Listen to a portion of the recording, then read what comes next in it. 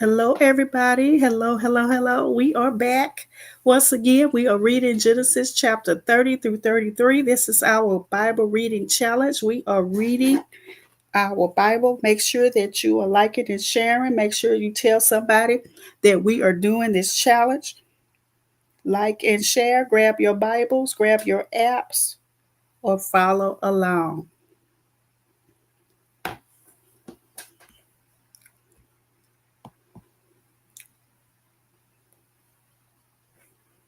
Okay, we are reading Genesis chapter 30. And I am in the NLT version. When Rachel saw that she wasn't having any children for Jacob, she became jealous of her sister. She pleaded with Jacob, "Give me children or I'll die." Then Jacob became furious with Rachel. "Am I God?" he asked. "He's one who has kept you from having children." Then Rachel told him, "Take my maid, Bilhah, and sleep with her. She will bear children for me, and through her I can have a family too." So Rachel gave her servant Bilhah to Jacob as a wife, and he slept with her. Bilhah became pregnant and presented him with a son. Rachel named him Dan, for she said, "God has vindicated me. He has heard my request and given me a son." Then Bilhah became pregnant again and gave Jacob a second son. Rachel named him Naphtali, for she said, "I have struggled hard with my sister and I'm winning." Meanwhile, Leah realized that she wasn't getting pregnant anymore, so she took her servant Zilpah and gave her to Jacob as a wife. Soon Zilpah presented him with a son. Leah named him Gad, for she said, "How fortunate I am." Then Zilpah gave Jacob a second son, and Leah named him Asher, for she said, "What joy is mine! Now the other women will celebrate with me." One day during the wheat harvest, Reuben found some mandrakes growing in a field and brought them to his mother Rachel. Rachel begged Leah, "Please give me some of your son's mandrakes." But Leah angrily replied, "Wasn't it enough that you stole my husband? Now will you steal my son's mandrakes too?" Rachel answered, "I will let Jacob sleep with you tonight if you give me some of the mandrakes." So that evening, as Jacob was coming home from the field, Leah went out to meet him. "You must come and sleep with me tonight," she said. "I have paid for you with some mandrakes that my son found." So that night he slept with Leah. And God answered Leah's prayers. She became pregnant again and gave birth to a fifth son for Jacob. She named him Issachar, for she said, "God has rewarded me for giving my servant to my husband as a wife." Then Leah became pregnant again and gave birth to a sixth son for Jacob. She named him Zebulun, for she said, "God has given me a good reward. Now my husband will treat me with respect, for I have given him six sons." Later she gave birth to a daughter and named her Dinah. Then God remembered Rachel's plight and answered her prayers by enabling her to have children. She became pregnant and gave birth to a son. "God has removed my disgrace," she said, and she named him Joseph, for she said, "May the Lord add yet another son to my family." Jacob's wealth increases. Soon after Rachel had given birth to Joseph, Jacob said to Laban, "Please release me so I can go home to my own country. Let me take my wives and children, for I have earned them by serving you, and let me be on my way. You certainly know how hard I have worked for you." "Please listen to me," Laban replied. "I have become wealthy, for the Lord has blessed me because of you. Tell me how much I owe you. Whatever it is, I'll pay it." Jacob replied, "You know how hard I've worked for you, and how your flocks and herds have grown under my care. You had little indeed before I came, but your wealth has increased enormously. The Lord has blessed you through everything I've done. But now, what about me? When can I start providing for my own family?" "What wages do you want?" Laban asked again. Jacob replied, "Don't give me anything. Just do this one thing, and I'll continue to tend and watch over your flocks. Let me inspect your flocks today and remove all the sheep and goats that are speckled or spotted, along with all the black sheep. Give these to me as my wages. In the future, when you check on the animals you have given me as my wages, you'll see that I have been honest. If you find in my flock any goats without speckles or spots, or any sheep that are not black, you will know that I have stolen them from you." "All right," Laban replied, "it will be as you say." But that very day, Laban went out and removed the male goats that were streaked and spotted, all the female goats that were speckled and spotted or had white patches, and all the black sheep.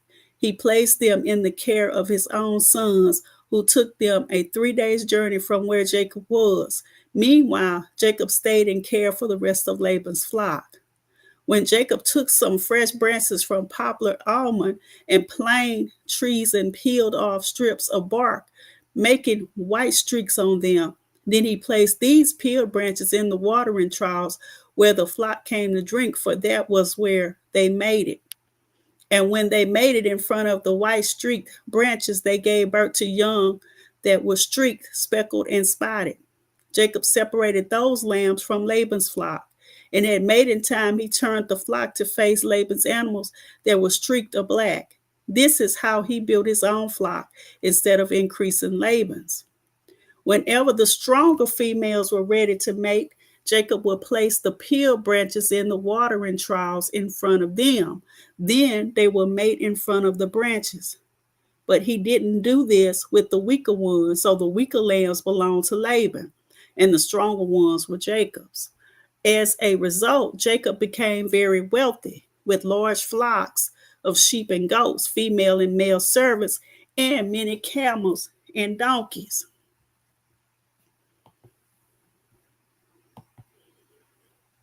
Okay, so now we're going to go on to chapter 31. Chapter 31.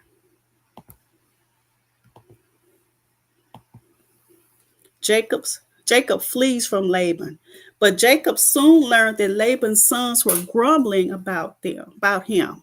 "Jacob has robbed our father of everything," they said. "He has gained all his wealth at our father's expense." And Jacob began to notice a change in Laban's attitude toward him. Then the Lord said to Jacob, "Return to the land of your father and grandfather and to your relatives there, and I will be with you." So Jacob called Rachel and Leah out to the field where he was watching his flock. He said to them, "I have noticed that your father's attitude toward me has changed, but the God of my father has been with me.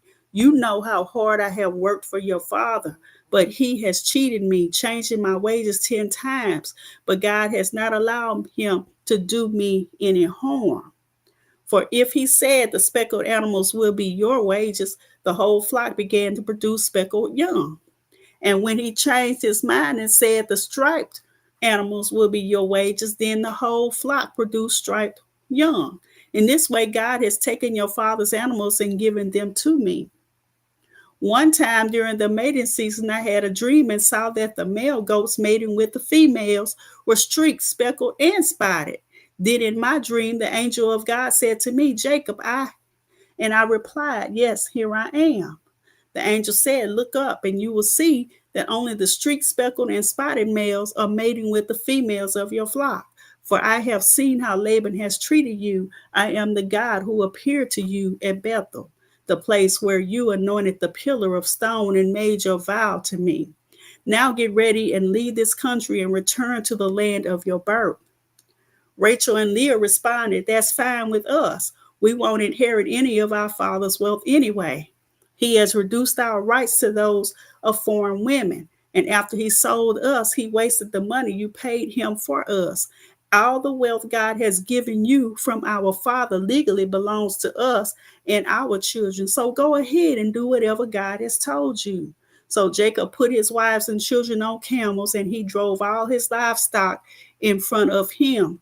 He packed all the belongings he had acquired in Paddan Aram and set out for the land of Canaan, where his father Isaac lived. At the time they left, Laban was some distance away, shearing his sheep. Rachel stole her father's household idols and took them with her. Jacob outwitted Laban the Aramean, for they set out secretly and never told Laban they were leaving. So Jacob told all his possessions.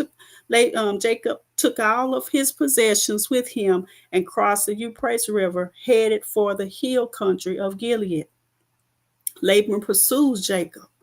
3 days later, Laban was told that Jacob had fled. So he gathered a group of his relatives and set out in hot pursuit. He caught up with Jacob 7 days later in the hill country of Gilead. But the previous night, God had appeared to Laban the Aramean in a dream and told him, I'm warning you, leave Jacob alone. Laban caught up with Jacob as he was camped in the hill country of Gilead, and he set up his camp not far from Jacob's. What do you mean by deceiving me like this? Laban demanded. How dare you drag my daughters away like prisoners of war? Why did you slip away secretly? Why did you deceive me? And why didn't you say you wanted to leave? I would have given you a farewell feast with singing and music, accompanied by tambourines and harps. Why didn't you let me kiss my daughters and grandchildren and tell them goodbye? You have acted very foolishly. I could destroy you, but the God of your father appeared to me last night and warned me, leave Jacob alone. I can understand your feelings that you must go and your intense longing for your father's home, but why have you stolen my gods? I rushed away because I was afraid, Jacob answered. I thought you would take your daughters from me by force. But as for your God, see if you can find them and let the person who has taken them die. And if you find anything else that belongs to you, identify it before all these relatives of ours, and I will give it back. But Jacob did not know that Rachel had stolen the household items. Laban went first into Jacob's tent to search there, then into Leah's, and then the tents of the two servant wives. But he found nothing. Finally, he went into Rachel's tent, but Rachel had taken the household idols and hidden them in her camel saddle, and now she was sitting on them. When Laban had thoroughly searched her tent without finding them, she said to her father, Please, sir, forgive me if I don't get up for you. I'm having my monthly period. But Laban continued his search, but he could not find the household idols. Then Jacob became very angry and he challenged Laban. What's my crime? He demanded. What have I done wrong to make you chase after me as though I were a criminal? You have rummaged through everything I own. Now show me what you found that belongs to you. Set it out here in front of us before our relatives for all to see. Let them judge between us. For 20 years I have been with you, caring for your flocks. In all that time, your sheep and goats never miscarried. In all those years, I never used a single ram of yours for food. If any were attacked and killed by wild animals, I never showed you the carcass and asked you to reduce the count of your flock. No, I took my loss. You made me pay for every stolen animal, whether it was taken in broad daylight or in the dark of night. I worked for you through the scorching heat of the day and through cold and sleepless nights. Yes, for 20 years, I slaved in your house. I worked for 14 years earning your two daughters, and then 6 more years for your flock. and you changed my ways 10 times. In fact, if the God of my father had not been on my side, the God of Abraham and the fearsome God of Isaac, you would have sent me away empty handed. But God has seen your abuse and my hard work. That is why he appeared to you last night and rebuked you. Jacob's treaty with Laban. Then Laban replied to Jacob, these women are my daughters. These children are my grandchildren, and these flocks are my flocks. In fact, everything you see is mine. But what can I do now about my daughters and their children? So come, let's make a covenant, you and I will be a witness to our commitment. So Jacob took a stone and set it up as a monument. Then he told his family members, gather some stones. So they gathered stones and piled them in a heap. Then Jacob and Laban sat down beside the pile of stones to eat a covenant meal. To commemorate the event, Laban called the place Jegar Sethutha, which means witness pile in Aramaic. And Jacob called it Galeed, which means witness pile in Hebrew. Then Laban declared, this pile of stones will stand as a witness to remind us of the covenant we have made today. This explains why it was called Galeed, witness pile. But it was also called Mizpah, which means watchtower. For Laban said, may the Lord keep watch between us to make sure that we keep this covenant when we are out of each other's sight. If you mistreat my daughters or if you marry other wives, God will see it even if no one else does. He is a witness to this covenant between us. See this pile of stones, Laban continued, and see this monument I have set between us. They stand between us as witnesses of our vows. I will never pass this pile of stones to harm you, and you must never pass these stones or this monument to harm me. I call on the God of our ancestors, the God of your grandfather Abraham and the God of my grandfather Nahor, to serve as a judge between us. So Jacob took an oath before the fearsome God of his father Isaac to respect the boundary line. Then Jacob offered a sacrifice to God there on the mountain and invited everyone to a covenant feast. After they had eaten, they spent the night on the mountain. Laban got up early the next morning and he kissed his grandchildren and his daughters and blessed them. Then he left and returned home.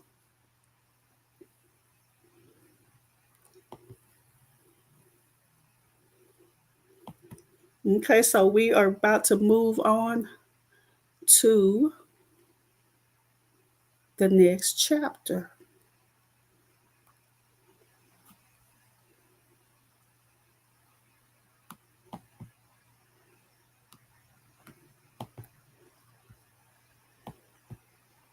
Genesis 32. Genesis 32.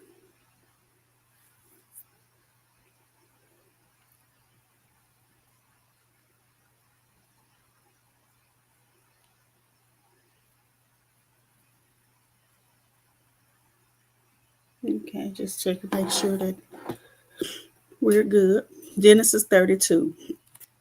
As Jacob started on his way again, angels of God came to meet him. When Jacob saw them, he exclaimed, this is God's camp. So he named the place Mahanaim.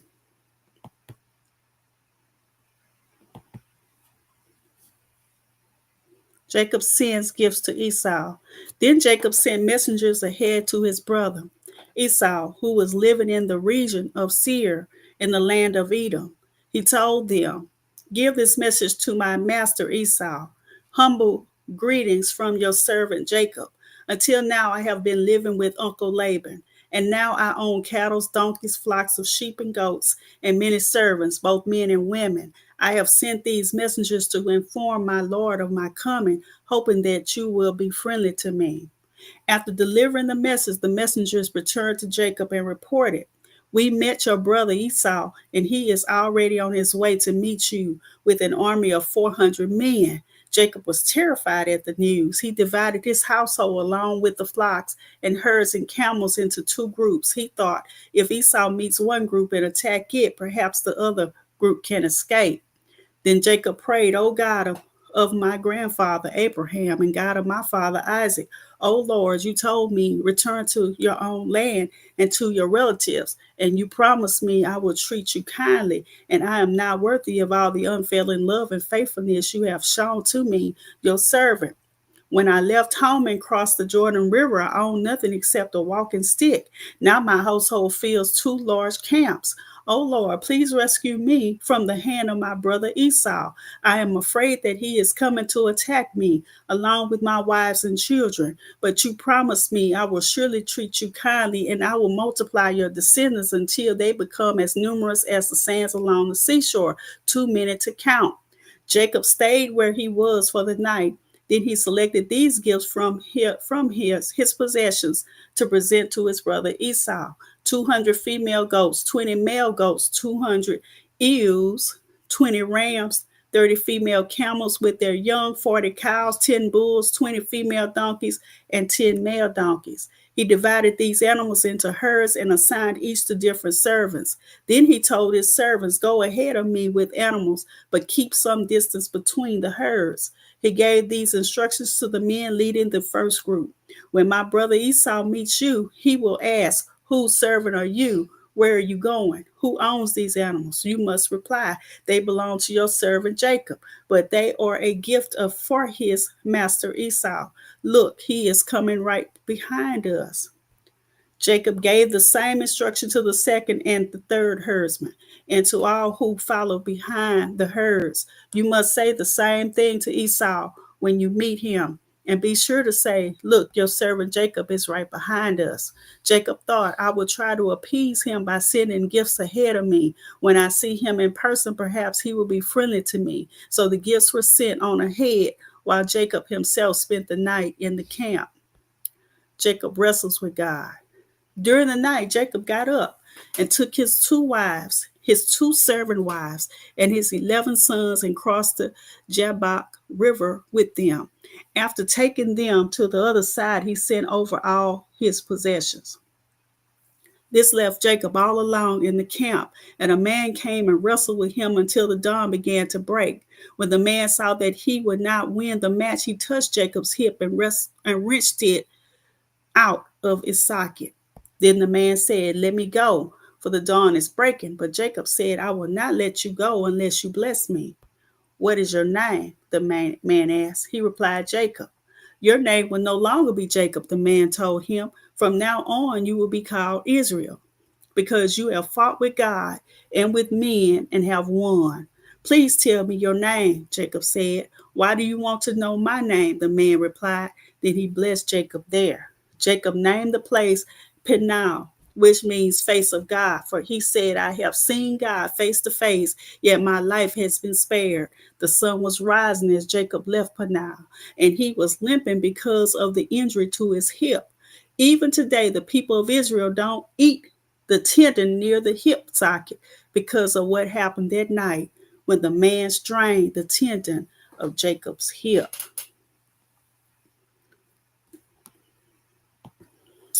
So now we are moving right along. We are going on to Genesis chapter 33.